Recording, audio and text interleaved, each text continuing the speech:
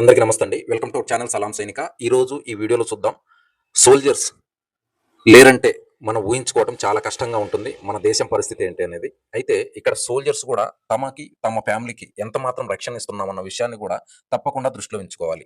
అసలు ఒక సోల్జర్ తన ప్రాణాన్ని సైతం లెక్క చేయకుండా దేశం కోసం ప్రాణాలు ఒడ్డి మరి తన సేవ చేస్తున్నాడు. అంతవరకు బానే ఉంది. కానీ తన ఫ్యామిలీని ప్రొటెక్ట్ చేయడానికి ఉన్న ఒకే ఒక ఆయుధం పెన్షన్. ఇందులో పెన్షన్ ఎన్ని రకాలు? అవి ఎవరికి వర్తిస్తాయి? ఎవరు దీనికి క్వాలిఫై అవుతాడు? ఈ విషయాలు కూడా తెలుసుకోవడం చాలా ముఖ్యం. సో దయచేసి సోల్జర్స్ అలాగే వారి ఫ్యామిలీస్ తప్పకుండా ఈ వీడియోని ఎక్కడ స్కిప్ చేయకుండా క్లియర్‌గా వినండి.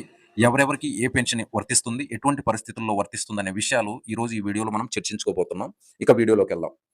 ముందుగా ఇక్కడ ముఖ్యంగా 3 పెన్షన్లు ఉన్నాయండి. ఒకటి సర్వీస్ పెన్షన్, ఇందులోనే invalid pension, special pension, disability pension and war injury pension, ఇన్ని పెన్షన్స్ వస్తాయి. ఇక నెక్స్ట్ ఫ్యామిలీ పెన్షన్. ఫ్యామిలీ పెన్షన్లో మనకి ordinary family pension, special family pension లేదా లిబరలైజ్డ్ ఫ్యామిలీ పెన్షన్. ఇక నెక్స్ట్ మూడో దానికి వస్తే డిపెండెంట్ పెన్షన్. ఇందులో కూడా 2 రకాలు పెన్షన్లు ఉన్నాయండి. వీటి గురించి మనం పూర్తి వివరాలు ఈరోజు ఈ వీడియోలో చూద్దాం. అలాగే పిల్లలకి సంబంధించి కూడా కొంత అర్హత ఇక్కడ అవకాశం ఉంటుంది. ఇవన్నీ కూడా డీటెయిల్స్ మనం 1 బై 1 చూద్దాం.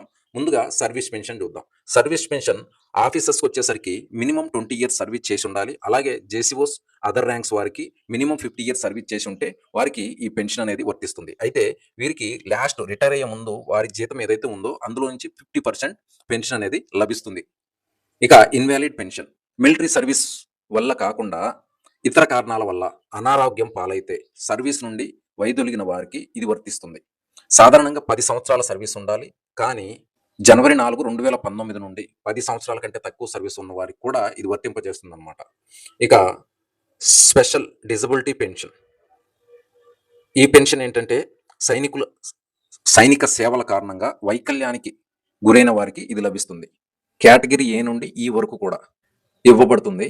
వైకల్య శాతాన్ని బట్టి బ్రాడ్ బ్యాండింగ్ పద్ధతిలో ఇది వర్తించడం జరుగుతుంది. ఉదాహరణకి 20 నుండి 49% ఉన్న వారికి వైకల్యం, వారికి 50% పెన్షన్ అనేది వర్తించడం జరుగుతుంది. 50 నుంచి 75% ఉన్న వారికి 75% పెన్షన్ అనేది వర్తించడం జరుగుతుంది. 75 నుండి 100% ఉన్న వారికి 100% పెన్షన్ అనేది ఇక్కడ వర్తించడం జరుగుతుంది. ఇక నెక్స్ట్ వార్ ఇంజూరీ పెన్షన్.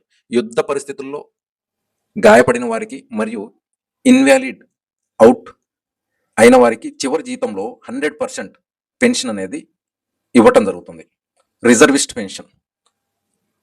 ఈ పెన్షన్ ప్రభుత్వం నిర్దేశించిన నిబంధనల ప్రకారం సాధారణంగా 2/3 వంతు చెల్లించడం జరుగుతుంది. ప్రస్తుతం రిజర్విస్టులకి ఓన్లీ 9,000 ప్లస్ డిఏ మాత్రమే అందించడం జరుగుతుంది. ఇక ఫ్యామిలీ పెన్షన్ చూద్దాం. Ordinary family pension. సర్వీస్లో ఉండగా లేదా రిటైర్ అయిన తర్వాత సాధారణ కారణాల వల్ల మరణించిన సైనికుల కుటుంబాలకు ఇది వర్తించడం జరుగుతుంది. మరణించిన తర్వాత మొదటి 10 సంవత్సరాలు 50% పెన్షన్ ఇవ్వటం జరుగుతుంది. ఆ తర్వాత 30% పెన్షన్ అనేది ఇవ్వటం జరుగుతుంది. ఇది ఆర్డినరీ పెన్షన్. ఇక నెక్స్ట్ స్పెషల్ లేదా లిబరలైజ్డ్ ఫ్యామిలీ పెన్షన్. సైనిక సేవల వల్ల అంటే వార్ జోన్లో కానీ లేదా ఆపరేషన్స్ టైంలో కానీ మరణించిన సైనికుల ఫ్యామిలీస్ ఎవరైతే ఉంటారో వారికి చివరి జీతంలో 60% నుండి 100% వరకు వారి ఫ్యామిలీ పెన్షన్ అనేది అందజేయడం జరుగుతుంది. ఇక డిపెండెంట్ పెన్షన్.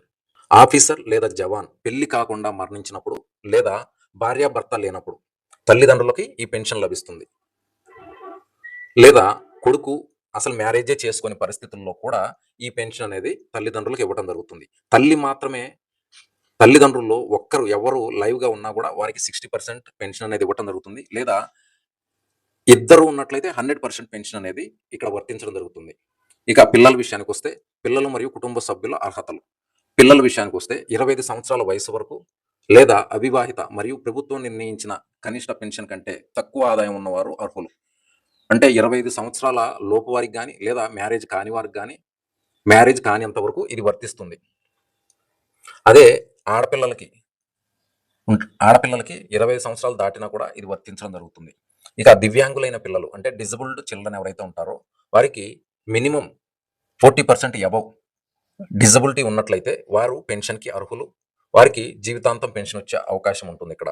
ఇక అవివాహిత, వితంతువులు మరియు విడాకులు తీసుకున్న కుమార్తెలు వీరికి కూడా పెన్షన్ వచ్చే అవకాశం ఉంటుంది. కానీ వీరి ఆదాయం కూడా ఇక్కడ ఇచ్చిన రూల్స్ ప్రకారం ఈ లోబడి ఉండాలి. అప్పుడు మాత్రమే వీరికి గూడా ఈ పెన్షన్ వచ్చే అవకాశం ఉంటుంది. ఇక ఫైనల్‌గా నేను చెప్పేదేంటంటే, అవివాహిత మహిళలు, వితంతువులు, విడాకులు తీసుకున్న కుమార్తెలు ఎవరైనా ఉన్నారంటే ఎక్స్ సర్వీస్‌మెన్స్ సంబంధించి, వీరు అందరిని గూడా ప్రాపర్‌గా రికార్డ్స్ అనేది మనం మెయింటైన్ చేయవలసి ఉంటుంది ఎక్స్ సర్వీస్‌మెన్స్. అంటే వారు ఉన్నప్పుడే ఈ రికార్డ్స్ అన్నీ గూడా ప్రాపర్‌గా మెయింటైన్ చేసిన పరిస్థితుల్లో మాత్రమే ఈ పెన్షన్ వీరు కంటిన్యూ‌గా తీసుకునే అవకాశం ఉండటం జరుగుతుంది. ఇవండి పెన్షన్ గురించి. అర్థమైంది కదండీ! ఈ పెన్షన్స్ విషయానికి ముఖ్యంగా సర్వీస్ పెన్షన్ ఒకటి, అలాగే ఫ్యామిలీ పెన్షన్ ఒకటి, డిపెండెంట్ పెన్షన్ ఒకటి. ఈ 3 రకాలు ఇందులోనే కొన్ని డివైడ్ చేసి నేను క్లియర్‌గా ఎక్స్‌ప్లెయిన్ చేశాను. ఇవి ఎవరెవరికి ఇంపార్టెంట్ అనేది ఈ వీడియో చూస్తున్న ప్రతి ఒక్కరికి చాలా బాగా తెలుసు. వాళ్ళందరికీ దయచేసి ఈ వీడియోని షేర్ చేయండి.